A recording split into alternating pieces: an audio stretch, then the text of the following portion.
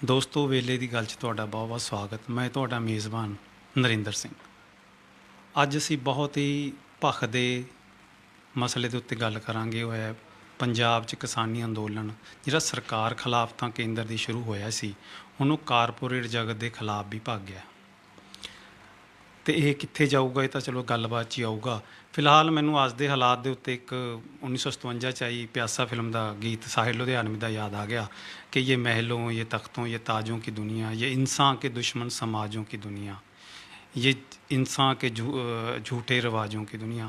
ये अज बिल्कुल ढुक रही है कि इंसान नूं, किसान नूं बिल्कुल अंगोलियां करके सरकार आप मसले ते उगे पत्रकार श्री चरणजीत भुल्लर जी। भुल्लर साहब तुहाडा बहुत स्वागत। बड़ी मेहरबानी नरेंद्र जी। ਭੁੱਲਰ ਸਾਹਿਬ, ਇਹ ਦੱਸੋ ਵੀ ਪੰਜਾਬ ਦੇ ਵਿੱਚ ਕਾਰਪੋਰੇਟ ਘਰਾਣਿਆਂ ਦੇ ਖਿਲਾਫ ਪਹਿਲਾਂ ਵੀ ਛੋਟੇ ਮੋਟੇ ਜਾਂ ਕਈ ਵਾਰ ਵੱਡੇ ਇਸ ਵਾਰ ਇਹ ਕੁਝ ਵੱਡਾ ਹੀ ਰੂਪ ਲੈਂਦੇ ਜਾ ਰਹੇ ਨੇ, ਇਹਦੇ ਕੀ ਕਾਰਨ ਨੇ?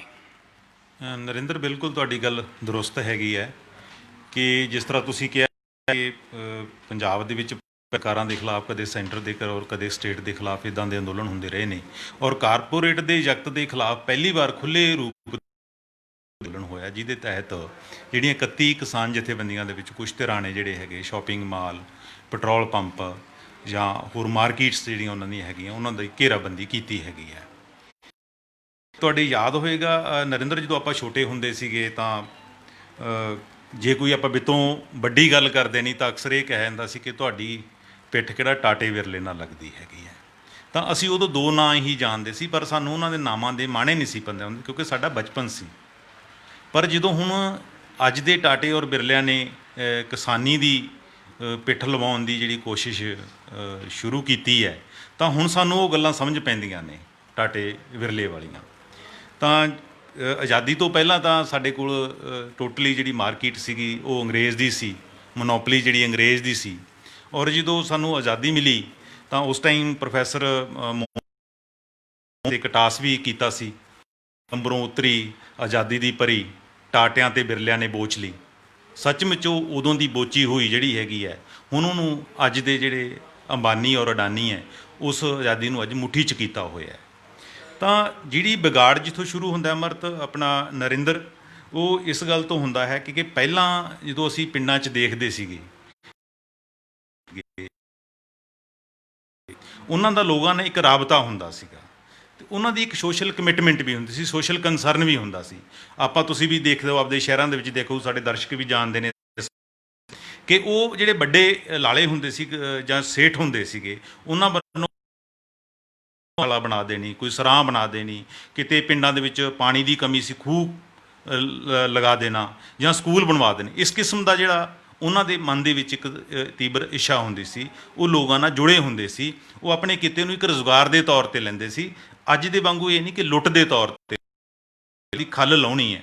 ਉਹਨਾਂ ਦੇ ਵਿੱਚ ਇੱਕ ਕਮਿਟਮੈਂਟ ਸੀ। ਉਹ ਰਿਸ਼ਤਾ ਵੀ ਸਾਡਾ ਜਿਹੜਾ ਗਾਹਕ ਵਾਲਾ ਬਣਿਆ, ਸ਼ਾਹੂਕਰਨਾ ਬਣਿਆ ਹੁੰਦਾ ਸੀ। ਉਸ 'ਚ ਪਿਆਰ ਵੀ ਹੁੰਦਾ ਸੀ, ਮੋਹ ਵੀ ਹੁੰਦਾ ਸੀ, ਮੁਹੱਬਤ ਵੀ ਹੁੰਦਾ ਸੀ। ਮੈਂ ਤੁਹਾਡੀ ਗੱਲ ਟਾਲੂੰਗਾ। ਇੱਕ ਰਾਜਸਥਾਨ 'ਚ ਇੱਕ ਪਿੰਡ ਹੈ ਉਹਨਾਂ ਦੇ ਮਾਰਵਾੜੀਆਂ ਦੇ, ਉਹਨਾਂ ਦਾ ਉਹਨਾਂ ਜਿਹੜੀ ਅਮੀਰੀ ਇਸ ਗੱਲ ਤੋਂ ਮੰਨੀ ਜਾਂਦੀ ਸੀ ਕਿ ਉਹ ਧਰਮਸ਼ਾਲਾ ਕਿੰਨੀਆਂ ਬਣਾਉਂਦੇ ਨੇ ਅਤੇ ਕਿੰਨੀਆਂ ਬੌਲੀਆਂ ਬਣਾਉਂਦੇ ਨੇ, ਇਹ ਤੋਂ ਅਮੀਰੀ ਝਲਕਦੀ, ਨਾ ਕਿ ਉਹਨਾਂ ਦੇ ਪੈਸੇ ਤੋਂ। ਅਤੇ ਜਿਹੜੀ ਤੁਸੀਂ ਗੱਲ ਕੀਤੀ ਹੈ, ਮੈਂ ਰੋਕਿਆ ਮਾਫੀ ਚਾਹੁੰਦਾ। ਨਹੀਂ, ਬਿਲਕੁਲ ਠੀਕ ਹੈ। ਹੁਣ ਚੰਡੀਗੜ੍ਹ ਦੇ ਵਿੱਚ ਵੀ ਕਈ ਸਾਡੇ ਪਿੱਛੇ ਰਾਮਪੁਰੇ ਵਾਲਿਆਂ ਦੀ ਧਰਮਸ਼ਾਲਾ ਵੱਜਦੀ ਹੈ, ਮਸ਼ਹੂਰ ਹੈਗੀ ਹੈ। ਹਰਿਦੁਆਰ ਦੇ ਵਿੱਚ ਬਹੁਤ ਸਾਰੇ ਜਿਹੜੇ ਸੇਠ ਹੈ, ਉਹਨਾਂ ਨੇ ਧਰਮਸ਼ਾਲਾਵਾਂ ਬਣਾਈਆਂ। ਮੇਰੇ ਕਹਿਣ ਦਾ ਮਤਲਬ ਇਹ ਸੀ, ਉਹਨਾਂ ਦਾ ਕੰਸਰਨ ਹੁੰਦਾ ਸੀ, ਲੋਕਾਂ ਨਾਲ ਜੁੜੇ ਹੁੰਦੇ ਸੀ। ਅਤੇ ਅੱਜ ਆਪਾਂ ਜਿਸ ਤਰ੍ਹਾਂ ਗੱਲ ਕਰ ਰਹੇ ਹੈਗੇ ਹਾਂ ਅਡਾਨੀਆਂ ਦੀ, ਅੰਬਾਨੀਆਂ ਦੀ, ਇਦੋਂ ਪਹਿਲਾਂ ਟਾਟਾ ਬਿਰਲੇ, ਉਹ ਵੀ ਕੁਛ ਹੱਦ ਤੱਕ ਸੋਸ਼ਲ ਕੰਸਰਨ ਰੱਖਦੇ ਸੀ। ਜਿਵੇਂ ਟਾਟਾ, ਰਤਨ ਟਾਟਾ ਬਾਰੇ ਅੱਜ ਵੀ ਇਹ ਕਿਹਾ ਜਾਂਦਾ ਕਿ ਉਹ 3 ਕਮਰਿਆਂ ਦੇ ਮਕਾਨ ਦੇ ਵਿੱਚ ਰਹਿੰਦਾ ਹੈ। ਜਾਂ ਟਾਟਾ ਇੰਸਟੀਚਿਊਟ, ਕੈਂਸਰ ਇੰਸਟੀਚਿਊਟ ਕਿੱਡਾ ਵੱਡਾ ਹੈਗਾ। ਫਿਰ ਵੀ ਉਹਨਾਂ ਦੇ ਕਾਰੋਬਾਰ ਸੀ ਉਹ ਜਿਹੜੇ ਇੱਕ ਸੀਮਤ ਸੀ ਨਰਿੰਦਰ। ਜਿਵੇਂ ਟਾਟਾ ਦਾ ਸੀਗਾ ਸਟੀਲ ਦਾ ਕਾਰੋਬਾਰ ਸੀ, ਬਿਰਲੇ ਦਾ ਬਿਰਲਾ ਸੀਮੈਂਟ ਦਾ ਸੀਗਾ। ਉਹਨਾਂ ਨੇ ਆਪਣੇ ਜਿਹੜੇ ਕਾਰੋਬਾਰ ਦੇ ਖੰਭ ਹੈ ਉਹ ਜ਼ਿਆਦਾ ਨਹੀਂ ਸੀ ਖਿਲਾਰੇ ਹੋਏ। ਅੱਜ ਤਾਂ ਇਹ ਹੈਗਾ ਨਾ ਕਿ ਜੇ ਰਿਲਾਇੰਸ ਹੈ, ਉਹਦੀ ਹਰ ਚੀਜ਼ ਮਿਲਦੀ ਹੈ ਸਾਨੂੰ, ਧਾਗੇ ਤੋਂ ਲੈ ਕੇ ਜਹਾਜ਼ ਤੱਕ ਮਿਲਦੇ ਆ। ਹੁਣ ਪਿੱਛੇ ਡਿਫੈਂਸ ਡੀਲ ਦਾ ਰੌਲਾ ਪਿਆ, ਉਹ ਵੀ ਕਰਨੀ ਸ਼ੁਰੂ ਕਰ ਦਿੱਤੀ ਸੀ। ਤਾਂ ਉਦੋਂ ਇਸ ਤਰ੍ਹਾਂ ਦੇ ਪੰਖ ਨਹੀਂ ਸੀ ਖਿਲਾਰੇ ਹੋਏ, ਜਿਸ ਕਰਕੇ ਜ਼ਿਆਦਾ ਵਿਗਾੜ ਨਹੀਂ ਸੀ ਪੈਦਾ ਹੁੰਦੇ, ਅਤੇ ਉਹ ਲੋਕ ਰਹਿੰਦੇ ਸੀ, ਫਿਕਰਮੰਦ ਰਹਿੰਦੇ ਸੀ ਲੋਕਾਂ ਦੇ ਪ੍ਰਤੀ। ਪਰ ਜਦੋਂ ਤੋਂ ਇਹ ਟਾਟਾ ਆਪਣੇ ਅੱਜ ਦਾ ਕਾਰਪੋਰੇਟ ਜਗਤ, ਹੁਣ ਤਾਂ ਸਮੁੱਚੇ ਜਗਤ ਦੇ ਵਿੱਚ ਜਦੋਂ ਦੀ ਓਪਨ ਮਾਰਕੀਟ ਹੋਈ ਹੈ, ਤਾਂ ਇਹਨਾਂ ਦਾ ਜਿਹੜਾ ਦਬਦਬਾ ਹੈ ਉਹ ਵਧਿਆ ਹੈਗਾ। ਜਿਸ ਤਰ੍ਹਾਂ ਰਿਲਾਇੰਸ ਨੇ ਤਾਂ ਨਾਅਰਾ ਹੀ ਦਿੱਤਾ ਸੀ ਕਿ ਕਰ ਲਓ ਦੁਨੀਆ ਮੁੱਠੀ 'ਚ, ਪਰ ਇਹਨਾਂ ਨੇ ਪਹਿਲਾਂ ਸਰਕਾਰਾਂ ਨੂੰ ਮੁੱਠੀ 'ਚ ਕੀਤਾ ਤੇ ਲੋਕ ਆਪਣੇ ਆਪ ਇਹਨਾਂ ਦੀ ਮੁੱਠੀ 'ਚ ਆ ਗਏ। ਪਰ ਕਾਰਪੋਰੇਟ ਜਗਤ ਦਾ ਇਹ ਤਾਂ ਪਤਾ ਸੀ ਕਿ ਖੂਨ ਚੂਸਿਆ ਜਾ ਰਿਹਾ, ਲੋਕਾਂ ਦਾ ਖੂਨ ਪੀਤਾ ਜਾ ਰਿਹਾ, ਕਿ ਇਹ ਸਰਕਾਰਾਂ ਦੇ ਨਾਲ ਘਿਓ ਖਿਚੜੀ ਹੈ। ਪਰ ਇਹ ਜਨਤਕ ਇਸ ਕਿਸਮ ਦਾ ਵਿਰੋਧ ਜਿਹੜਾ ਹੁਣ ਹੋ ਰਿਹਾ ਹੈ, ਇੱਦਾਂ ਦਾ ਕਦੇ ਨਹੀਂ ਸੀ ਹੋਇਆ। ਉਸ ਦਾ ਕਾਰਨ ਨਰਿੰਦਰ ਇੱਕੋ ਹੀ ਮੈਂ ਸਮਝਦਾ ਹੈਗਾ, ਜਿਹੜੀ ਤੁਸੀਂ ਗੱਲ ਸ਼ੁਰੂ ਕੀਤੀ ਸੀ, ਸਵਾਲ ਸ਼ੁਰੂ ਕੀਤਾ ਸੀਗਾ, ਕਿ ਇਹਨਾਂ ਨੇ ਪਹਿਲਾਂ ਦੂਸਰੇ ਸੈਕਟਰਾਂ ਦੇ ਵਿੱਚ ਆਪਣੇ ਜਿਹੜੇ ਪੈਰ ਹੈ ਪਸਾਰੇ, ਕਦਮ ਰੱਖੇ। ਹੌਲੀ ਹੌਲੀ ਜਦੋਂ ਇਹਨਾਂ ਨੂੰ ਲੱਗਿਆ ਕਿ ਅਲਟੀਮੇਟਲੀ ਕਿ ਇਹਨੇ ਨਜ਼ਰ ਹੈ ਜਿਹੜੀ, ਕਿਉਂਕਿ ਸਾਰੇ ਫੀਲਡ ਆ ਜਿਹੜੇ ਕਵਰ ਕਰ ਲਏ ਹੈਗੇ ਨੇ, ਜਿਵੇਂ ਸਾਡਾ ਰਿਲਾਇੰਸ ਹੈ, ਇਹਦੇ ਕੋਲ 11 ਤਰ੍ਹਾਂ ਕੈਟੇਗਰੀਆਂ ਦੇ ਕਾਰੋਬਾਰ ਹੈਗੇ ਨੇ, ਔਰ ਇਕੱਲੇ ਪੰਜਾਬ ਦੇ ਵਿੱਚ 111 ਇਹਨਾਂ ਦੀਆਂ ਮਾਰਕੀਟਸ ਹੈਗੀਆਂ ਅਲੱਗ-ਅਲੱਗ ਕਿਸਮ ਦੀਆਂ। ਪਰ ਜਦੋਂ ਇਹਨਾਂ ਨੇ ਨਜ਼ਰ ਆਪਣੀ ਕਿਸਾਨ ਦੀ ਜ਼ਮੀਨ ਤੇ ਰੱਖ ਲਈ, ਇਹਨਾਂ ਨੂੰ ਲੱਗਿਆ ਕਿ ਜਿਹੜਾ ਕਿਸਾਨ ਹੈ ਉਹਦੀ ਮਲਕੀਅਤ ਹੇਠ ਇੱਕ ਜ਼ਮੀਨ ਹੈਗੀ ਹੈ, ਤਾਂ ਜ਼ਮੀਨ ਸਾਡੇ ਕੰਮ ਦੀ ਹੈਗੀ ਹੈ। ਤਾਂ ਇਕੱਲੇ ਟਾਟਾ ਇਹਨਾਂ ਨੇ ਟਾਟਾ ਬਿਰਲਾ ਤੋਂ ਇਲਾਵਾ ਇਹਨਾਂ ਨੇ ਮਹਿੰਦਰਾ ਵਾਲਿਆਂ ਨੇ, ਕਾਰਗਿਲ ਵਾਲਿਆਂ ਨੇ ਤੇ ਅੰਬਾਨੀ ਨੇ ਜਾਂ ਅਡਾਨੀ ਨੇ, ਉਹ ਐਗਰੀ ਬਿਜ਼ਨਸ ਹੈ ਜਿਹੜੇ ਉਹ ਸ਼ੁਰੂਆਤ ਕਰ ਲਈ, ਜਿਹਦੀ ਸ਼ੁਰੂਆਤ ਦੇ ਪੈਰ ਰੱਖਣ ਤੋਂ ਪਹਿਲਾਂ ਨੇ ਕੀਤਾ ਕਿ ਖੇਤੀ ਕਾਨੂੰਨ ਬਣੇ ਸਾਡੇ। ਉਹ ਇੱਕ ਸ਼ੁਰੂਆਤ ਸੀ, ਉਹ ਇੱਕ ਰਸਤਾ ਜਿਹੜਾ ਦਰਵਾਜ਼ਾ ਖੋਲ੍ਹਿਆ ਗਿਆ ਸਰਕਾਰ ਵੱਲੋਂ। ਜਦੋਂ ਇਹ ਕਿਸਾਨਾਂ ਨੂੰ ਪੈਣ ਲੱਗੇ ਤਾਂ ਇੱਕ ਹੱਦ ਤੱਕ ਤਾਂ ਅਸੀਂ ਜਰ ਲਿਆ, ਕਿਉਂਕਿ ਅੱਜ ਵੀ ਦੇਖ ਲਓ ਇੰਡੀਆ ਦੀ ਦੇਖੀਏ ਤਾਂ 130 ਕਰੋੜ ਦੀ ਆਬਾਦੀ 'ਚੋਂ 80 ਕਰੋੜ ਆਬਾਦੀ ਹੈ ਜਿਹੜੀ, ਉਹ ਸਾਨੂੰ ਅਸੀਂ ਸਰਕਾਰੀ ਅਨਾਜ ਦਿੰਦੇ ਹਾਂ, PDS ਦੇ ਵਿੱਚ ਆਉਂਦੀ ਹੈਗੀ ਹੈ ਵੱਡਾ ਹਿੱਸਾ, ਅਤੇ ਦੌਲਤ ਕੁਛ ਚੰਦ ਲੋਕਾਂ ਦੇ ਹੱਥ ਦੇ ਵਿੱਚ ਹੈ ਅੱਜ। ਤਾਂ ਲੋਕਾਂ ਦੇ ਵਿੱਚ ਜਿਵੇਂ ਉਹ ਕਾਮਰੇਡ ਕਹਿੰਦੇ ਹੁੰਦੇ ਸੀ ਕਿ ਨਾ, ਕਿ ਇੱਕ ਦੀ ਅਮੀਰੀ ਪਿੱਛੇ ਲੱਖਾਂ ਦੀ ਗਰੀਬੀ ਛੁਪੀ ਹੁੰਦੀ ਹੈ। ਤਾਂ ਉਦੋਂ ਤੱਕ ਤਾਂ ਲੋਕ ਅਸੀਂ ਸੁਣਦੇ ਰਹੇ ਹਾਂ, ਲੋਕ ਵਿਰੋਧ ਕਰਦੇ ਰਹੇ ਨੇ, ਲੋਕ ਸਮਝਦੇ ਸੀ ਇਸ ਗੱਲ ਨੂੰ। ਪਰ ਜਦੋਂ ਸਾਡੇ ਘਰਾਂ ਨੂੰ ਪੈ ਗਏ, ਸਾਡੇ ਚੁੱਲ੍ਹੇ ਤੱਕ ਆ ਗਏ, ਸਾਡੇ ਖੇਤਾਂ 'ਤੇ ਨਿਗਾਹ ਰੱਖ ਲਈ, ਤਾਂ ਇਹ ਜਨਤਕ ਵਿਰੋਧ ਸ਼ੁਰੂ ਹੋਇਆ। ਜੇ ਅਗਰ ਇਹ ਕਿਸਾਨਾਂ ਵਾਲੀ ਗੱਲ ਨਹੀਂ ਹੁੰਦੀ, ਅੱਜ ਵੀ ਕਿਸਾਨ ਕਹਿੰਦੇ ਕਿ ਸਾਡੀਆਂ ਜ਼ਮੀਨਾਂ ਨੂੰ ਸੁਰੱਖਿਅਤ ਰੱਖੋ। MSP ਦਾ ਜਿਹੜਾ ਰੌਲਾ ਹੈ ਕਿ ਉਹ ਇੱਕ ਪਾਲਿਸੀ ਹੈ, ਉਸ ਨੂੰ ਇੱਕ ਕਾਨੂੰਨ ਦੀ ਸ਼ੇਪ ਦਿੱਤੀ ਜਾਵੇ, ਗਰੰਟੀ ਦਿੱਤੀ ਜਾਵੇ ਕਾਨੂੰਨੀ ਤੌਰ 'ਤੇ, ਫਿਰ ਸਾਨੂੰ ਕੋਈ ਡਰ। ਇਸੇ ਕਰਕੇ ਇਹ ਰਸਤਾ ਜਿਹੜਾ ਕਿਸਾਨਾਂ ਨੇ ਚੁਣਿਆ ਕਿ ਸਾਨੂੰ ਰੇਲ ਮਾਰਗਾਂ 'ਤੇ ਵੀ ਬੈਠਾਂਗੇ ਅਸੀਂ, ਅਤੇ ਇਹਨਾਂ ਦੇ ਅਦਾਰੇ ਵੀ ਘੇਰਾਂਗੇ। ਤਾਂ ਜਿੱਥੋਂ ਤੱਕ ਆਪਾਂ ਅੱਜ ਜਿਹੜਾ ਮੇਨ ਫੋਕਸ ਕਰਨਾ ਹੈਗਾ ਇਸ 'ਤੇ ਨਰਿੰਦਰ, ਉਹ ਕਰਨਾ ਅੰਬਾਨੀ ਔਰ ਅਡਾਨੀ 'ਤੇ। ਜਿਹੜਾ ਅਡਾਨੀ ਦਾ ਕਾਰੋਬਾਰ ਹੈ ਉਹ ਵੀ ਸਿੱਧਾ ਐਗਰੀਕਲਚਰ ਦੇ ਨਾਲ ਜੁੜਿਆ ਹੋਇਆ।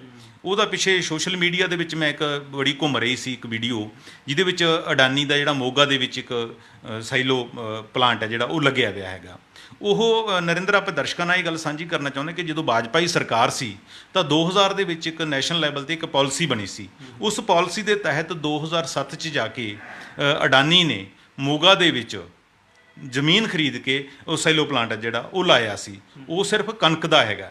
ਉਹਦੇ ਵਿੱਚ ਸਰਕਾਰ ਨੇ, ਉਹਨਾਂ ਨੇ ਇੱਕ ਐਗਰੀਮੈਂਟ ਕੀਤਾ ਸੀ ਕਿ 20 ਸਾਲ ਦਾ, ਕਿ ਅਸੀਂ 20 ਸਾਲ ਤੁਹਾਨੂੰ ਰੈਂਟ ਦੇਣਾ ਹੈਗਾ।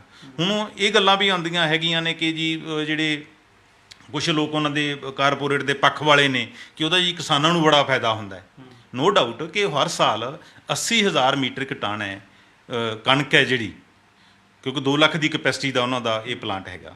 80,000 ਮੀਟ੍ਰਿਕ ਟਨ ਹਰ ਸਾਲ 5500 ਦੇ ਕਰੀਬ ਕਿਸਾਨਾਂ ਤੋਂ ਡਾਇਰੈਕਟ ਪ੍ਰੋਕਿਓਰ ਕਰਦੇ ਹੈ। ਕਿ ਕੋਈ ਵੀ ਕਿਸਾਨ ਉੱਥੇ ਜਾਂਦਾ ਹੈ ਉਹਨਾਂ ਦੇ ਸੈਲੋ ਪਲਾਂਟ ਦੇ ਵਿੱਚ, ਉੱਥੇ ਜਾ ਕੇ ਉਹਨਾਂ ਨੂੰ ਡਾਇਰੈਕਟ ਸੇਲ ਕਰਦਾ ਹੈਗਾ। ਅਤੇ ਪੰਜਾਬ ਗੌਰਮੈਂਟ ਨੇ ਇਹ ਗੱਲ ਲੁਕੋਈ ਰੱਖੀ ਹੁਣ ਤੱਕ ਕਿ ਉਸ ਨੂੰ ਮੰਡੀ ਯਾਰਡ ਡਿਕਲੇਅਰ ਕੀਤਾ ਗਿਆ। ਜਿਸ ਤਰ੍ਹਾਂ ਹੁਣ ਸੈਂਟਰ ਦੇ ਖੇਤੀ ਬਿੱਲਾਂ ਦੇ ਵਿੱਚ ਆਇਆ, ਖੇਤੀ ਕਾਨੂੰਨ ਦੇ ਵਿੱਚ ਆਇਆ ਕਿ ਓਪਨ ਕਰ ਦਿੱਤਾ, ਉਹਨਾਂ ਨੇ ਉਸ ਨੂੰ ਮੰਡੀ ਯਾਰਡ ਡਿਕਲੇਅਰ ਕੀਤਾ ਹੋਇਆ ਸੀ।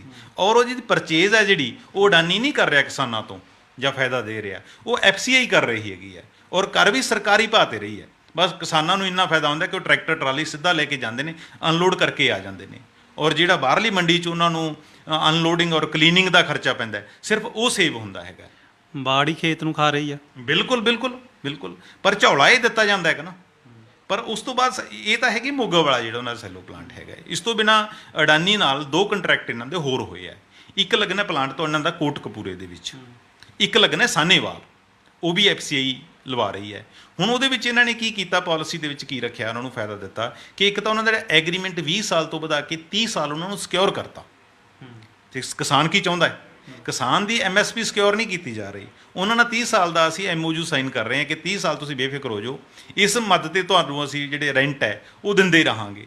ਇੱਥੋਂ ਵੀ ਅੱਗੇ ਅਗਰ ਤੁਸੀਂ ਜ਼ਮੀਨ ਆਪ ਪਰਚੇਜ਼ ਕਰੋਗੇ ਤਾਂ ਅਸੀਂ 20%, ਜਿਵੇਂ ਦੋਨਾਂ ਪਲਾਂਟਾਂ 'ਤੇ ਇਹ ਉਹਨਾਂ ਨੇ ਕਮਿਟਮੈਂਟ ਕੀਤੀ ਹੈ, ਕੋਟਕਪੂਰਾ ਔਰ ਸਾਹਨੇਵਾਲ ਵਾਲੇ, ਕਿ ਅਡਾਨੀ ਜੇ ਖਰਚਾ ਵੱਧ ਕਰਦਾ ਹੈਗਾ ਜਾਂ ਉਹ ਜ਼ਮੀਨ ਹੈ ਖੁਦ ਖਰੀਦਦਾ ਹੈਗਾ, ਤਾਂ ਅਸੀਂ ਉਸ ਖਰਚੇ ਦਾ 20% ਹੈ ਉਹ ਗਵਰਨਮੈਂਟ ਆਫ ਇੰਡੀਆ ਪੇ ਕਰੇਗੀ, ਉਹ ਵੀ 30 ਸਾਲ ਲਈ। ਇਹ ਤਿੰਨ ਪਲਾਂਟ ਹੈ ਜਿਹੜੇ ਉਹ ਅਡਾਨੀ ਨਾਲ ਤਾਲੁਕ ਰੱਖਦੇ ਨੇ। ਇਸ ਤਰ੍ਹਾਂ ਅਡਾਨੀ ਦਾ ਇੱਕ ਕਾਰੋਬਾਰ ਹੋਰ ਹੈ, ਉਹ ਹੈਗਾ ਬਠਿੰਡਾ ਜ਼ਿਲ੍ਹੇ ਦੇ ਚੁੱਘੀ ਕਲਾਂ ਪਿੰਡ ਹੈਗਾ, ਸਰਦਾਰਗੜ੍ਹ ਪਿੰਡ ਹੈ, ਉੱਥੇ ਤਕਰੀਬਨ 750 ਏਕੜ ਜ਼ਮੀਨ ਪਰਚੇਜ਼ ਕੀਤੀ ਸੀ। ਔਰ ਪਿਛਲੀ ਜਦੋਂ ਸਰਦਾਰ ਸੁਖਬੀਰ ਸਿੰਘ ਬਾਦਲ ਡਿਪਟੀ ਮੁੱਖ ਮੰਤਰੀ ਸੀ ਤਾਂ ਉਹਨਾਂ ਨੇ ਉਸ ਨੂੰ ਇਨੈਗੋਰੇਟ ਕੀਤਾ ਸੀ, ਤਕਰੀਬਨ 2016 ਦੇ ਆਸ-ਪਾਸ ਦੀ ਗੱਲ ਹੈਗੀ ਹੈ। ਤਾਂ ਉਹਦੇ ਵਿੱਚ ਵੀ ਉਹਨਾਂ ਤੇ ਅੱਡ-ਅੱਡ ਆਬਜੈਕਸ਼ਨ ਲੱਗੇ ਸੀ। ਸਰਕਾਰ ਨੇ ਉਹਨਾਂ ਨੂੰ ਰਿਆਇਤਾਂ ਦੇ ਦਿੱਤੀਆਂ, ਉਹਨਾਂ ਦੀ ਸਟਾਂਪ ਫੀਸ, ਰਜਿਸਟ੍ਰੇਸ਼ਨ ਫੀਸ ਹੈ ਉਸ ਤੋਂ ਛੋਟ ਦੇਤੀ। ਪਰ ਜਦੋਂ ਆਡਿਟ ਨੇ ਆਬਜੈਕਸ਼ਨ ਲਾਤਾ ਤਾਂ ਉਹਨਾਂ ਦੇ ਵੱਲ ਮੈਨੂੰ ਤਕਰੀਬਨ 17.5 ਲੱਖ ਰੁਪਇਆ ਜਿਹੜਾ ਉਹ ਨਿਕਲਿਆ ਸੀ। ਇਸ ਤਰ੍ਹਾਂ ਜੇ ਦੂਸਰੇ ਸੈਲੋ ਪਲਾਂਟ ਹੈਗੇ ਉਹਨਾਂ ਦੇ ਵਿੱਚ ਵੀ ਇਸ ਕਿਸਮ ਦੀਆਂ ਛੋਟਾਂ ਦਿੱਤੀਆਂ ਗਈਆਂ ਨੇ। ਇਹ ਤੋਂ ਬਿਨਾਂ ਨਰਿੰਦਰ 3 ਪਲਾਂਟ ਜਿਹੜੇ ਹੋਰ ਇਹਨਾਂ ਦੇ ਹੈਗੇ ਨੇ, ਉਹ ਹੋਰ ਕੰਪਨੀਆਂ ਨੇ ਸੈਲੋ ਇਹ ਸੇਮ ਕੈਟਾਗਰੀ ਦੇ ਵਿੱਚ। ਉਹ ਹੈਗਾ ਤੁਹਾਡੇ ਪਟਿਆਲਾ ਇੱਕ ਸੰਗਰੂਰ ਤੇ ਔਰ ਇੱਕ ਬਰਨਾਲਾ। ਇਹ ਤਾਂ ਹੈਗੇ ਨੇ FCI ਦੇ। ਇਸ ਤੋਂ ਇਲਾਵਾ ਸਟੇਟ ਗਵਰਨਮੈਂਟ ਦੇ ਵੀ ਹੈਗੇ ਨੇ, ਉਹ ਹੈਗੇ ਅਹਿਮਦਗੜ੍ਹ ਹੈਗੇ, ਮਲੇਰਕੋਟਲਾ ਹੈਗਾ, ਸੁਨਾਮ ਹੈਗਾ। ਤਕਰੀਬਨ ਇਸ ਵੇਲੇ ਸਾਡੇ ਕੋਲ 6.5 ਲੱਖ ਮੀਟ੍ਰਿਕ ਟਨ ਦੀ ਕਪੈਸਿਟੀ ਦੇ ਜਿਹੜੇ ਸੈਲੋ ਪਲਾਂਟ ਬਣ ਗਏ, ਜਿਹਦੇ ਵਿੱਚ ਅਡਾਨੀ ਦਾ ਨਾਮ ਬੋਲਦਾ। ਤੇ ਦੂਜੇ ਪਾਸੇ ਸਾਡੇ ਕੋਲ ਆ ਜਾਂਦੇ ਨੇ ਅਬਾਨੀ ਜੀ, ਮੁਕੇਸ਼ ਅਬਾਨੀ ਜੀ। ਮੁਕੇਸ਼ ਅਬਾਨੀ ਨਾਲ ਚਾਹੇ ਪਹਿਲਾਂ ਇੰਨੀ ਚਰਚਾ 'ਚ ਨਹੀਂ ਰਹੀ, ਪਿਛਲੇ 15 ਸਾਲ ਤੋਂ ਇਹਨਾਂ ਨੇ ਪੰਜਾਬ ਵੱਲ ਜਿਹੜਾ ਆਪਣਾ ਮੂੰਹ ਹੈ ਜਿਹੜਾ ਉਹ ਕਰ ਲਿਆ ਸੀ। ਅਸੀਂ ਯਾਦ ਕਰਾ ਦਈਏ ਕਿ ਜਦੋਂ 2006 ਜਾਂ 7 ਦੀ ਗੱਲ ਹੈ, ਜੋ ਸਰਕਾਰ ਦਾ ਲਾਸਟ ਸਾਲ ਸੀ ਕੈਪਟਨ ਅਮਰਿੰਦਰ ਸਿੰਘ ਦੀ ਗਵਰਨਮੈਂਟ ਦਾ, ਤਾਂ ਇਹਨਾਂ ਨੇ ਰਿਲਾਇੰਸ ਦੇ ਨਾਲ ਕਾਰਪੋਰੇਟ ਫਾਰਮਿੰਗ ਡੀਲ ਕੀਤੀ ਸੀ। ਕਾਰਪੋਰੇਟ ਫਾਰਮਿੰਗ ਡੀਲ ਜਿਹੜੀ ਖੇਤੀ ਨਾਲ ਤਾਲੁਕ ਰੱਖਦੀ ਸੀਗੀ, ਉਹਦੇ ਵਿੱਚ ਇਹਨਾਂ ਨੇ ਆਪ ਖੁਦ ਪ੍ਰਚਾਰ ਗਵਰਨਮੈਂਟ ਨੇ ਉਸ ਟਾਈਮ ਕੀਤਾ ਸੀ ਕਿ ਇਹ ਇੰਡੀਆ ਦੀ ਸਭ ਤੋਂ ਵੱਡੀ ਇਨਵੈਸਟਮੈਂਟ ਹੋਏਗੀ ਪੰਜਾਬ ਦੇ ਵਿੱਚ 5000 ਕਰੋੜ ਰੁਪਏ ਦੀ। ਬਕਾਇਦਾ ਉਹਦੇ ਨਾਲ MOU ਸਾਈਨ ਹੋਇਆ ਰਿਲਾਇੰਸ ਦੇ ਨਾਲ, ਜਿਹਦੇ ਤਹਿਤ ਪੰਜਾਬ ਦੇ ਵਿੱਚ ਜਿਹੜੀਆਂ ਰਿਟੇਲ ਸੈਂਟਰ ਸੀ ਜਿਹੜੇ ਖੁੱਲ੍ਹਣੇ ਸੀਗੇ, ਔਰ ਕੁਝ ਪ੍ਰੋਜੈਕਟ ਲੱਗਣੇ ਸੀ ਉਹਨਾਂ ਦੇ ਜਿਹੜੇ ਸਾਰੇ ਐਗਰੀਕਲਚਰ ਨਾਲ ਤਾਲੁਕ ਰੱਖਦੇ ਸੀ। ਔਰ ਉਹਨਾਂ ਨੂੰ ਮਾਰਕੀਟ, ਓਪਨ ਮਾਰਕੀਟ, ਜਿਵੇਂ ਹੁਣ ਹੈਗਾ ਨਾ ਮੰਡੀਆਂ ਸਾਡੀਆਂ, ਪ੍ਰਾਈਵੇਟ ਮੰਡੀਆਂ ਦਾ ਵੀ ਉਹਨਾਂ ਨੂੰ ਭਰੋਸਾ ਦਿੱਤਾ ਗਿਆ ਸੀ MOU ਦੇ ਵਿੱਚ। ਤਾਂ ਉਹਦੇ ਵਿੱਚ ਉਹਨਾਂ ਨੇ ਆਪਣਾ ਮਾਲ ਵੇਚ ਕਰਨਾ ਸੀ। ਇੱਥੋਂ ਤੱਕ ਕਿ ਕੁਝ ਸਰਕਾਰੀ ਅਦਾਰੇ ਨੇ, ਇੱਕ ਨੇ 6 ਜਿਹੜੀਆਂ ਸ਼ਹਿਰਾਂ ਦੇ ਵਿੱਚ ਉਹਨਾਂ ਨੂੰ ਲੀਜ਼ ਤੇ ਜ਼ਮੀਨਾਂ ਦੇਣ ਦਾ ਵੀ MOU ਕਰ ਲਿਆ ਸੀ। ਇਹ ਵੱਖਰੀ ਗੱਲ ਹੈ ਕਿ ਸਰਕਾਰ ਬਦਲ ਗਈ ਸੀ। ਇਹਦਾ ਮਤਲਬ ਹੈ ਕਿ ਹਮਾਮ 'ਚ ਸਾਰੇ ਨੰਗੇ ਨੇ, ਕਿਸਾਨਾਂ ਨੂੰ ਸਿਰਫ ਵਰਤਿਆ ਜਾ ਰਿਹਾ ਤੇ ਮਗਰਮੱਛ ਦੇ ਹੰਝੂ ਬਹਾਏ ਜਾ ਰਹੇ ਨੇ। ਕਿਉਂਕਿ ਅੱਜ ਰਾਹੁਲ ਗਾਂਧੀ ਦੀ ਇੱਕ ਟਰੈਕਟਰ ਰੈਲੀ ਵੀ ਪੰਜਾਬ 'ਚ ਸ਼ੁਰੂ ਹੋਈ ਹੈ, 3 ਦਿਨ ਚੱਲਣੀ ਹੈ, ਤੇ ਉਹ ਕਹਿ ਰਹੇ ਆ ਕਾਰਪੋਰੇਟ ਦੀ ਕਠਪੁਤਲੀ ਬਣ ਗਿਆ ਮੋਦੀ ਸਰਕਾਰ। ਤੇ ਤੁਹਾਨੂੰ ਕੀ ਲੱਗਦਾ ਹੈ ਵੀ ਬਾਕੀ ਕਠਪੁਤਲੀ ਬਣ ਗਿਆ ਹੈ? ਕਿਉਂਕਿ ਅਮਰੀਕਾ ਦੇ ਵਿੱਚ ਲੌਬਿੰਗ ਸਿਸਟਮ ਹੈ ਤੇ ਫੰਡਿੰਗ ਉਹ ਕਰਦੇ ਨੇ ਤੇ ਉਹ ਸਾਰਾ ਲੀਗਲ ਆ। ਤੇ ਕੀ ਇਹ ਹਿੰਦੁਸਤਾਨ ਵੀ ਅਮਰੀਕਾ ਬਣਨ ਜਾ ਰਿਹਾ ਉਸ ਮਾਮਲੇ ਦੇ ਵਿੱਚ ਕਿ ਕਾਰਪੋਰੇਟ ਘਰਾਣੇ ਦਾ ਸਰਕਾਰ 'ਚ ਦਖਲ ਵਧੇਗਾ ਤੇ ਉਹ ਆਪਣੀ ਮਰਜ਼ੀ ਦੀਆਂ ਨੀਤੀਆਂ ਬਣਾਉਣਗੇ ਜਿਹਦੇ ਨਾਲ ਲੋਕਾਂ ਦਾ ਕੱਦੂਕਸ ਹੋਊਗਾ? ਹੁਣ ਤਾਂ ਨਰਿੰਦਰ ਕੋਈ ਮਤਲਬ ਇਹਦਾ ਜੱਗ ਜ਼ਾਹਰ ਹੈ ਗੱਲ, ਹੁਣ ਕੋਈ ਲੁਕੀ ਛੁਪੀ ਗੱਲ ਨਹੀਂ ਰਹਿ ਗਈ। ਹੁਣ ਕਾਰਪੋਰੇਟ ਦਾ ਇਹ ਨਹੀਂ ਕਹਿ ਸਕਦੇ ਕਿ ਦਾਬਾ ਹੈ, ਅਸੀਂ ਕਹਿੰਦੇ ਨੇ ਕਿ ਇੱਕ ਲੋਕਾਂ ਦੀ ਸਰਕਾਰ ਨਹੀਂ, ਇਹ ਅਸਲ 'ਚ ਹਾਈ ਕਾਰਪੋਰੇਟ ਦੀ ਸਰਕਾਰ ਹੈਗੀ ਹੈ। ਜਿਸ ਤਰ੍ਹਾਂ ਅਬਾਨੀ ਵਾਲੀ ਆਪਾਂ ਗੱਲ ਕਰ ਰਹੇ ਸੀਗੇ, ਅਬਾਨੀ ਦਾ ਜਿਹੜਾ ਜੀਓ ਹੈ ਉਸਨੇ ਸਭ ਤੋਂ ਵੱਧ ਜਿਹੜਾ ਲਾਹਾ ਪੰਜਾਬ 'ਚੋਂ ਲਿਆ। ਸਾਡੇ ਪੰਜਾਬ ਦੇ ਵਿੱਚ 1 ਕਰੋੜ 70 ਲੱਖ ਉਹਦੇ ਕਸਟਮਰ ਹੈਗੇ ਨੇ ਤੇ ਪੰਜਾਬ ਦੇ ਲੋਕ 9 ਕਰੋੜ ਰੁਪਇਆ ਡੇਲੀ ਜੀਓ ਦਾ ਜਿਹੜਾ 4G ਸਰਵਿਸ 'ਤੇ ਖਰਚ ਕਰਦੇ ਹੈਗੇ ਨੇ। ਤੇ ਜਿਹੜੇ ਉਹ ਤੋਂ ਬਿਨਾਂ ਉਹਦੇ ਪੈਟਰੋਲ ਪੰਪ ਹੈਗੇ ਨੇ 85 ਦੇ ਕਰੀਬ, ਜਿਹਦੇ ਵਿੱਚੋਂ 35 ਉਹਦੇ ਆਪਦੇ ਨੇ, ਬਾਕੀ ਉਹਨਾਂ ਨੇ ਕਾਫੀ ਲੀਡਰਾਂ ਨੂੰ ਵੀ ਵੰਡੇ ਹੋਏ ਨੇ। ਹੁਣ ਜੇ ਲੀਡਰਾਂ ਨੂੰ ਵੰਡੇ ਹੋਏ ਨੇ ਤਾਂ ਉਹਦਾ ਵੀ ਤਾਂ ਕੋਈ ਰੀਜ਼ਨ ਹੋਏਗਾ। ਬਾਦਲ ਪਰਿਵਾਰ ਕੋਲ 2 ਪੈਟਰੋਲ ਪੰਪ ਰਿਲਾਇੰਸ ਦੇ ਹੈਗੇ ਨੇ, ਉਹਦਾ ਵੀ ਕੋਈ ਕਾਰਨ ਹੈਗਾ ਨਾ। ਹੁਣ ਇੱਕ ਵਾਲਮਾਰਟ ਹੈ, ਵਾਲਮਾਰਟ ਦੇ ਸਟੋਰ ਪੰਜਾਬ ਦੇ ਕਈ ਸ਼ਹਿਰਾਂ 'ਚ ਹੈਗੇ ਆ, ਬੈਸਟ ਪ੍ਰਾਈਸ ਹੈ। ਬਠਿੰਡੇ ਦੇ ਵਿੱਚ ਜਿਹੜਾ ਵਾਲਮਾਰਟ ਦਾ ਸਟੋਰ ਹੈਗਾ ਉਹ ਵੀ ਵੱਡੇ ਘਰਾਣੇ ਦੀ ਜਗ੍ਹਾ 'ਚ ਬਣਿਆ ਹੋਇਆ, ਉਹਨਾਂ ਨੇ ਉਹਨਾਂ ਨੂੰ ਕਿਰਾਏ 'ਤੇ ਦਿੱਤਾ ਹੋਇਆ ਹੈ। ਜਿਹੜੀ ਤੁਸੀਂ ਗੱਲ ਕਰਦੇ ਹੋ ਕਿ ਵੀ ਆਪਸ 'ਚ ਇੰਨਾ ਗੂੜ ਰਿਸ਼ਤਾ ਬਣਿਆ ਹੋਇਆ ਹੈ, ਘਿਓ ਖਿਚੜੀ ਹੋ ਗਈ, ਘਿਓ ਖਿਚੜੀ ਵੀ ਉਸ ਤੋਂ ਬਾਅਦ ਵੀ ਪੂਰੇ ਹੀ ਰਹੇ ਮਿਲੇ ਹੈਗੇ ਨੇ ਲੋਕ। ਤਾਂ ਮਤਲਬ ਇਸ ਤੋਂ ਵੀ ਅੱਗੇ ਕਈ ਗੱਲਾਂ ਕਰਦੇ ਹੈਗੇ ਨੇ। ਤੇ ਅੱਜ ਜਿਵੇਂ ਤੁਸੀਂ ਕਹਿ ਰਹੇ ਹੋ ਕਿ ਇਲਜ਼ਾਮ ਲਾ ਰਹੇ ਨੇ ਰਾਹੁਲ ਗਾਂਧੀ ਕਿ ਕਾਰਪੋਰੇਟਾਂ ਦੀ ਸਰਕਾਰ ਹੈਗੀ ਹੈ, ਇਹ ਤਾਂ ਸ਼੍ਰੋਮਣੀ ਅਕਾਲੀ ਦਲ ਵੀ ਕਹਿ ਰਿਹਾ, ਆਮ ਆਦਮੀ ਪਾਰਟੀ ਵੀ ਕਹਿ ਰਹੀ ਹੈ, ਕੈਪਟਨ ਅਮਰਿੰਦਰ ਵੀ ਕਹਿ ਰਿਹਾ। ਅੱਜ ਸਾਰੇ ਕਾਰਪੋਰੇਟਾਂ ਦੇ ਖਿਲਾਫ ਬੋਲ ਰਹੇ ਨੇ। ਪਰ ਤੁਹਾਡੇ ਚੇਤੇ ਹੋਏਗਾ ਕਿ ਜਦੋਂ 2013 ਦੇ ਵਿੱਚ ਅਕਾਲੀ ਭਾਜਪਾ ਗੱਠਜੋੜ ਦੀ ਸਰਕਾਰ ਸੀ ਤਾਂ ਇਹ ਕਾਰਪੋਰੇਟਾਂ ਨੂੰ ਮਿਲਣ ਬੰਬੇ ਗਏ ਸੀ, ਜਿਹਨੂੰ ਮੁੰਬਈ ਕਹਿੰਦੇ ਅਸੀਂ ਹੁਣ। ਤੇ 2017 ਜਦੋਂ ਅਮਰਿੰਦਰ ਦੀ ਦੁਆਰਾ ਸਰਕਾਰ ਬਣੀ ਹੈ ਤਾਂ ਇਹ ਵੀ ਸਭ ਤੋਂ ਪਹਿਲਾਂ ਬੰਬੇ ਗਏ ਸੀ। ਕੋਈ ਜ਼ਮਾਨਾ ਸੀਗਾ ਨਰਿੰਦਰ ਕਿ ਕਾਰਪੋਰੇਟ ਹੈ ਜਿਹੜੇ, ਉਹਨਾਂ ਨੂੰ ਸਰਕਾਰ ਦੀ ਲੋੜ ਹੁੰਦੀ ਸੀ ਤੇ ਉਹ ਸਰਕਾਰ ਦੇ ਪਿੱਛੇ ਘੁੰਮਦੇ ਸੀ। ਤੇ ਅੱਜ ਅਸੀਂ ਕਾਰਪੋਰੇਟ ਪਿੱਛੇ ਘੁੰਮਦੇ ਹਾਂ। ਅਸੀਂ ਸੋਚਦੇ ਕਿ ਮੁਕੇਸ਼ ਅੰਬਾਨੀ ਬੰਬੇ ਦੇ ਵਿੱਚ ਬੈਠਾ ਹੈ ਕਿ ਚਲੋ ਬੰਬੇ ਚੱਲੀਏ, ਉਹਨਾਂ ਨੂੰ ਲੋੜ ਨਹੀਂ ਰਹੀ। ਤਾਂ ਇਸ ਕਰਕੇ ਦਬਦਬਾ ਤਾਂ ਇਹਨਾਂ ਦਾ ਜਿਹੜਾ ਹੈਗਾ ਵਧਿਆ ਹੀ ਹੈਗਾ। ਤੇ ਮੈਂ ਤਾਂ ਇੰਨੀ ਕਹਿਣਾ ਚਾਹੂੰਗਾ। ਵੀ ਮਤਲਬ ਕਿ ਸਰਕਾਰ 'ਚ ਇਹਨਾਂ ਦਾ ਦਖਲ ਵੱਧ ਜੂਗਾ ਤੇ ਆਮ ਲੋਕਾਂ ਲਈ ਪੰਗਾ ਖੜਾ ਹੋ ਜਾਣਾ। ਬਿਲਕੁਲ ਬਿਲਕੁਲ, ਸਰਕਾਰ ਦਾ ਦਖਲ ਤਾਂ ਵਧਿਆ ਹੀ ਹੈਗਾ। ਹੁਣ ਜਦੋਂ ਕੋਈ ਚੋਣਾਂ ਵੇਲੇ, ਇਲੈਕਸ਼ਨ ਵੇਲੇ ਹੈਗੀ ਆ, ਹੁਣ ਇਲੈਕਸ਼ਨ ਕੌਣ ਲੜਦਾ ਹੈਗਾ? ਕੋਈ ਮਾੜਾ ਧੀੜਾ ਬੰਦਾ ਜਾਂ ਪਾਰਟੀਆਂ ਨੂੰ ਫੰਡਾਂ ਦੀ ਲੋੜ ਪੈਂਦੀ ਹੈਗੀ ਹੈ। ਤਾਂ ਅਸੀਂ ਕਿੰਨਾ ਡਾਟਾ ਦੇਖਦੇ ਹੈਗੇ ਆ ਕਿ ਕਿੰਨਾ ਬਲਕ ਦੇ ਵਿੱਚ ਇਹ ਪੈਸਾ ਜਿਹੜਾ ਹੈ ਕਾਰਪੋਰੇਟ ਹੈ ਚੋਣਾਂ ਵੇਲੇ ਸਾਡੀਆਂ ਪਾਰਟੀਆਂ ਨੂੰ ਦਿੰਦਾ ਹੈਗਾ। ਤਾਂ ਉਹਦਾ ਮੁੱਲ ਕਿਸ ਰੂਪ 'ਚ ਮੋੜਿਆ ਜਾਂਦਾ ਹੈਗਾ? ਫਿਰ ਇਸ ਤਰੀਕੇ ਨਾਲ ਮੋੜਿਆ ਜਾਂਦਾ ਕਿ ਉਸ ਨੂੰ ਬਹੁਤ ਸਾਰੀਆਂ ਰਿਆਇਤਾਂ ਦਿੱਤੀਆਂ ਜਾਂਦੀਆਂ ਨੇ। ਰਿਆਇਤਾਂ ਤਾਂ ਉਹ ਨੇ ਨਰਿੰਦਰ, ਜਿਹੜੀਆਂ ਸਾਨੂੰ ਦਿਖਦੀਆਂ ਨੇ, ਉਹ ਤਾਂ ਦਿਖ ਰਹੀਆਂ ਨੇ ਕਿ ਨਾ, ਸਾਨੂੰ ਛੋਟਾਂ ਦਿੱਤੀਆਂ ਨੇ। ਉਹ ਤੋਂ ਜਿਹੜੇ ਬੈਕਡੋਰ ਸਾਨੂੰ ਕੀ ਹੋ ਰਿਹਾ, ਪਰਦੇ ਪਿੱਛੇ ਕੀ ਹੋ ਰਿਹਾ, ਉਹ ਤਾਂ ਸਾਨੂੰ ਪਤਾ ਹੀ ਨਹੀਂ ਲੱਗਦਾ। ਮੇਰੇ ਯਾਦ ਹੈ ਕਿ ਜਿਸ ਟਾਈਮ ਅਸੀਂ 99 ਦੀ ਜਾਂ 2000 ਦੇ ਆਸ-ਪਾਸ ਦੀ ਗੱਲ ਹੈ, ਬਠਿੰਡਾ ਦੇ ਵਿੱਚ ਅੰਬੂਜਾ ਸੀਮੈਂਟ ਫੈਕਟਰੀ ਸ਼ੁਰੂ ਹੋਈ ਸੀਗੀ।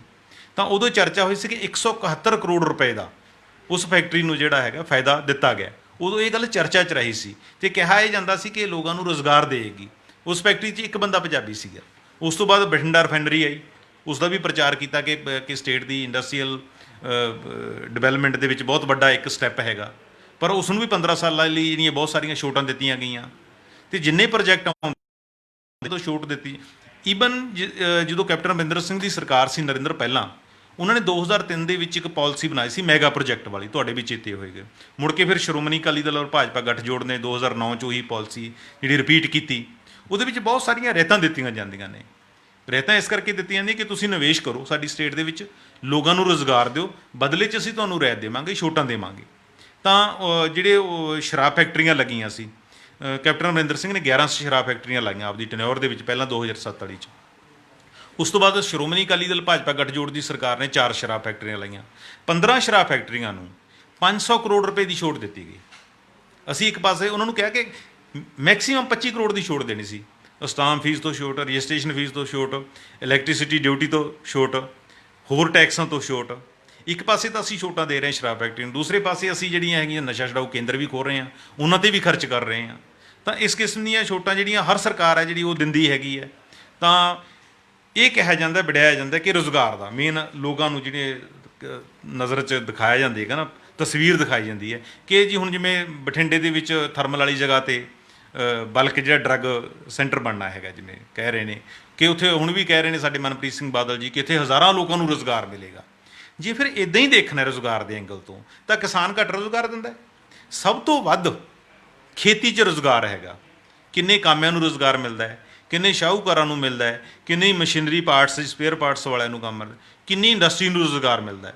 ਸਭ ਤੋਂ ਵੱਡਾ ਰੁਜ਼ਗਾਰ ਤਾਂ ਅੱਜ ਫਾਰਮਰ ਦੇ ਰਿਹਾ, ਕਿਸਾਨ ਦੇ ਰਿਹਾ, ਖੇਤ ਦੇ ਰਹੇ ਹੈ, ਜਿਨ੍ਹਾਂ 'ਤੇ ਉਹ ਨਜ਼ਰ ਰੱਖੀ ਹੈ। ਤਾਂ ਫਿਰ ਉਹਨੂੰ ਛੋਟਾਂ ਕਿਉਂ ਨਹੀਂ? ਤੇ ਮੈਨੂੰ ਇਹ ਦੱਸੋ, ਇਸ ਅੰਦੋਲਨ 'ਚ ਸਿਰਫ ਕਿਸਾਨ ਇਕੱਲੇ ਆਪਣਾ ਲੜਾਈ ਲੜ ਰਹੇ ਨੇ? ਜਿਵੇਂ ਤੁਸੀਂ ਦੱਸ ਰਹੇ ਹੋ ਕਿ ਲੜਾਈ ਤਾਂ ਸਾਰਿਆਂ ਦੀ ਹੈ, ਸਾਰੇ ਨਹੀਂ ਲੜ ਰਹੇ। ਮੈਨੂੰ ਇਹ ਦੱਸੋ, ਕਿਸਾਨ ਇਸ ਨੂੰ ਲੋਕਾਂ ਨੂੰ ਰਲਾਉਣ ਲਈ ਕੀ ਕਰਨ? ਕੀ ਇਹਨਾਂ ਦਾ ਜਿਹੜਾ ਅੰਦੋਲਨ ਦਾ ਜਿਹੜਾ ਇਹਦੇ ਨਾਲ ਮਸਲਾ ਹੱਲ ਹੋਊਗਾ? ਨਰਿੰਦਰ, ਗੱਲ ਇਹ ਹੈ ਕਿ ਇਹਨੂੰ 2 ਐਂਗਲਾਂ ਤੋਂ ਆਪਾਂ ਦੇਖ ਸਕਦੇ ਹੈਗੇ ਹਾਂ। ਦੇਖੋ, ਜਿੱਥੋਂ ਤਾਂ ਅੰਦੋਲਨ ਦੇ ਵਿੱਚ ਸਾਰਿਆਂ ਦੀ ਸ਼ਮੂਲੀਅਤ ਵਾਲੀ ਗੱਲ ਹੈ, ਉਹ ਤਾਂ ਤਕਰੀਬਨ ਦੇਖੋ ਕਿਸਾਨ ਧਿਰਾਂ 'ਤੇ ਇੱਕ ਗੱਲ ਉੱਠਦੀ ਸੀ ਕਿ ਵੀ ਉਹ ਇੱਕ ਨਹੀਂ ਹੈਗੀਆਂ। ਤਾਂ ਉਹਨਾਂ ਨੇ 31 ਕਿਸਾਨ ਧਿਰਾਂ ਹੁਣ ਇਕਜੁੱਟ ਨੇ। ਹੁਣ ਕਲਾਕਾਰ ਵੀ ਆਏ ਨੇ ਉਹਨਾਂ ਦੀ ਸਪੋਰਟ 'ਚ। ਤਾਂ ਅੱਜ ਮੈਨੂੰ ਪਤਾ ਲੱਗਿਆ ਕਿ ਬਹੁਤ ਸਾਰੀਆਂ ਧਿਰਾਂ ਨੇ ਕਲਾਕਾਰਾਂ ਨੂੰ ਵੀ ਕਿਹਾ ਕਿ ਆਪਾਂ ਇੱਕ ਪਲੇਟਫਾਰਮ 'ਤੇ ਹੋਈਏ। ਅਤੇ ਲੋਕ ਤਾਂ ਪਹਿਲੇ ਇੱਕ ਪਲੇਟਫਾਰਮ 'ਤੇ ਹੈ, ਲੀਡਰ ਇੱਕ ਪਲੇਟਫਾਰਮ 'ਤੇ ਆ ਗਏ, ਲੋਕ ਉਹਨਾਂ ਨਾਲ ਆਲਰੇਡੀ ਜੁੜੇ ਹੋਏ ਨੇ।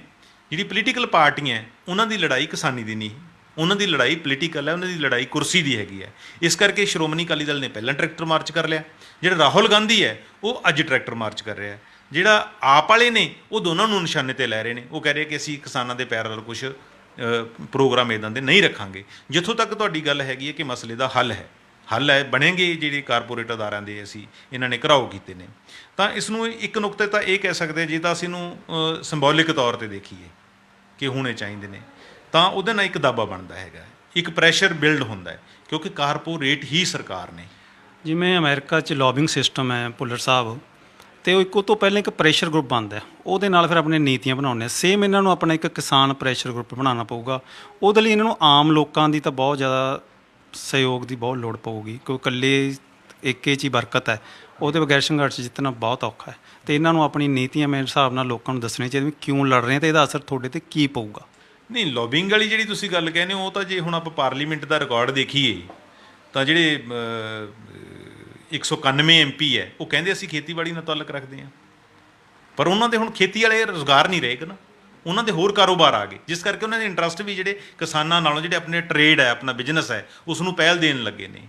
ਤਾਂ ਇਹ ਜਿਹੜਾ ਹੁਣ ਘੇਰਾਬੰਦੀ ਹੋਈ ਹੈ ਇਹਨਾਂ ਦੀ, ਚਲੋ ਅਲਟੀਮੇਟਲੀ ਇੱਕ ਪ੍ਰੈਸ਼ਰ ਬਿਲਡ ਹੋਏਗਾ, ਰਾਹ ਪੱਧਰਾ ਹੋਏਗਾ, ਅਤੇ ਪ੍ਰੈਕਟੀਕਲੀ ਚਾਹੇ ਇਸ ਦਾ ਕੋਈ ਹੱਲ ਨਾ ਨਿਕਲੇ, ਪਰ ਜਿਹੜੀ ਕਾਰਪੋਰੇਟ ਜਿਸ ਤਰੀਕੇ ਨਾਲ ਇੱਕ ਦੌੜ ਲਾ ਰਹੇ ਸੀਗੇ ਕਿ ਸਾਡੇ ਘਰਾਂ ਨੂੰ, ਸਾਡੀ ਜਿਵੇਂ ਆਪਾਂ ਕਹਦੇ ਗੱਲ ਨੂੰ ਹੱਥ ਪਾ ਰਹੇ ਸੀ, ਤਾਂ ਇਹ ਜਿਹੜੇ ਘਰਾਓ ਕਾਰਪੋਰੇਟ ਅਦਾਰਿਆਂ ਦੇ ਹੋਏ ਨੇ, ਤਾਂ ਇਹਨੂੰ ਜ਼ਰੂਰ ਠੱਲ ਪਏਗੀ। ਜਿਸ ਤਰ੍ਹਾਂ ਜਿਸ ਟਾਈਮ ਮਹਾਤਮਾ ਗਾਂਧੀ ਨੇ 1930 ਦੇ ਵਿੱਚ ਜਿਹੜਾ ਸਾਲਟ ਮਾਰਚ ਕੀਤਾ ਸੀਗਾ, ਇਹਨੂੰ ਲੂਣ ਸੱਤਿਆਗ੍ਰਹਿ ਕਹਿੰਦੇ ਆ, ਉਦੋਂ ਵੀ ਇਹੀ ਸੀ ਕਿ ਅੰਗਰੇਜ਼ ਨੇ ਲੂਣ ਤੱਕ ਤੋਂ ਆਪਣਾ ਕਬਜ਼ਾ ਕਰ ਲਿਆ, ਮੋਨੋਪਲੀ ਕਰ ਲਈ ਹੈ। ਅੱਜ ਵੀ ਇਹਨਾਂ ਲੋਕਾਂ ਨੇ, ਕਾਰਪੋਰੇਟ ਨੇ ਸਾਰੀਆਂ ਚੀਜ਼ਾਂ 'ਤੇ ਮੋਨੋਪਲੀ ਕਰ ਰਹੀ ਹੈ।